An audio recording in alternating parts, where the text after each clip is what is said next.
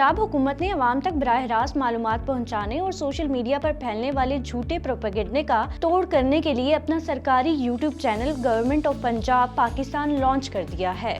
ये चैनल 25 अगस्त 2025 को कायम हुआ और 17 सितंबर से बाज़ाब्ता फाल है। सिर्फ 2 दिनों में इसके 543 सब्सक्राइबर्स और 2300 से जायद व्यूज हो चुके हैं, जबकि अब तक 9 वीडियोस अपलोड की जा चुकी हैं। सूबाई वज़ीर इत्तलात उस्मा बुखारी के मुताबिक ये प्लेटफॉर्म पंजाब के रोशन मुस्तकबिल की आवाज़ है, जो आवाम और हुकूमत के दरमियान बराह रास्त राब्ते का जरिया बनेगा।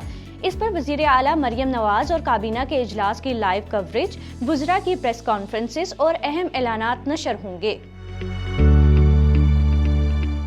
फेक न्यूज़ के खिलाफ हुकूमती तस्दीक के बाद मुख्तसर वीडियोस जारी की जाएंगी ताकि प्रोपेगेंडे को बेनकाब किया जा सके।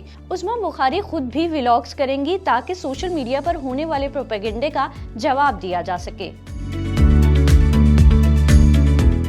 हुकूमत का मौक़िफ़ है कि ये चैनल शफाफियत और जवाबदेही के साथ साथ अवाम को बर वक्त और मुस्तनद मालूमात फराहम करेगा और सच्चाई का अलम बरदार बना रहेगा।